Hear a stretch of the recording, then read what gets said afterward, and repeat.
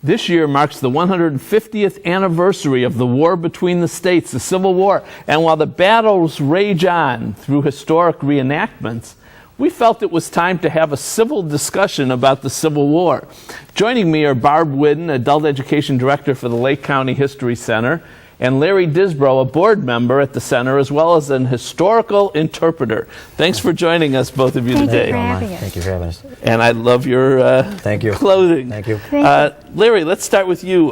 Should I call you General Jack Casement? And why have you camped on our set today? Thank you. Please call me General Jack. All my friends call me General Jack. Okay. Next weekend, June 18th and 19th, our History Center becomes a living history textbook. We will be commemorating the beginning of the Civil War, basically, and which was, in my opinion, the defining moment of what makes the American people what we are today.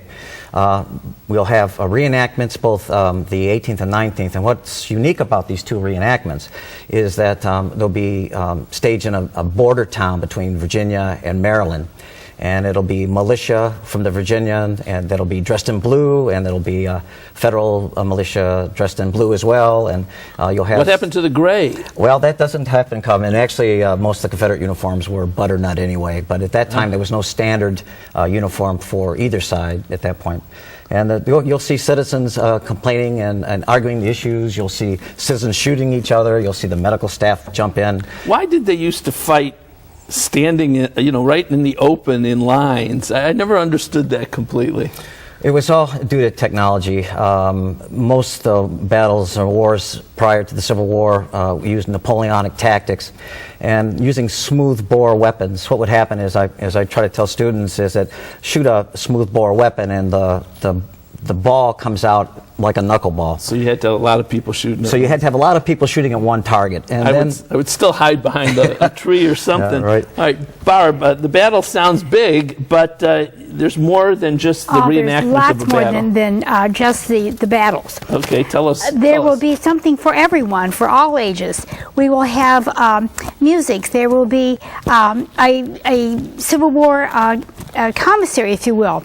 So there will be refreshments of goober pies for children, pot pies for adults, the usual things that people enjoy when they come to something like this, as well as when they go into the house. There are 10 rooms of exhibits.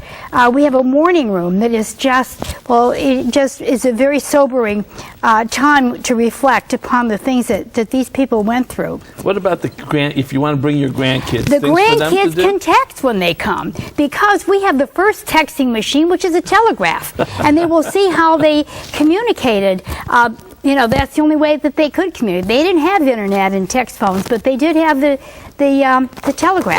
Can the kids dress up like you guys? Absolutely. Oh, and it'd be a great fun. Christmas card. All right. Now, I assume there's a lot of history that we can learn by going to something like this? Absolutely. And will there be people available like the two of you to talk about There'll be things? docents throughout the museum. There'll be docents out in the grounds, and of course the enactments. The people that are participating will be happy to answer questions. You shoot off any artillery?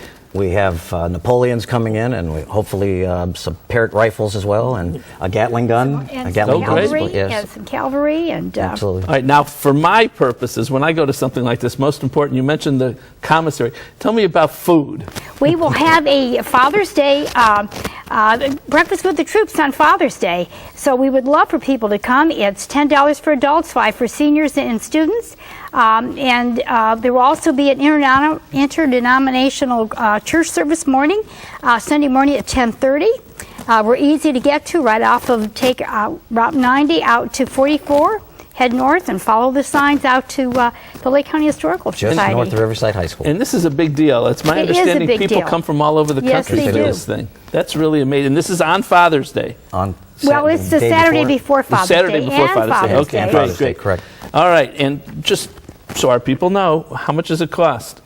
Oh, it'll set you back. On the $6. general admission for the 2 days is $6 for adults, great. $5 for teens and seniors, and then $3 for students. And then if you're coming to the pancake breakfast, which we really encourage people, it's $10, $8, and $5, and that will not only be the breakfast, but you also can enjoy the day's activities. Oh, and wonderful. Yeah, it's great. Thank you so much for giving us all this Thank you. information. We appreciate it. This historical event is a chance to experience history live and in person. So pack up your old kit bag and hit the dusty trail to discover the sights, sounds, and smells of the Civil War.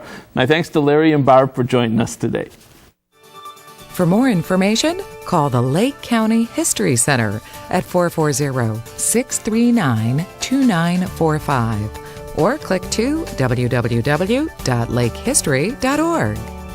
Next, when a smaller benefit can add thousands to your retirement.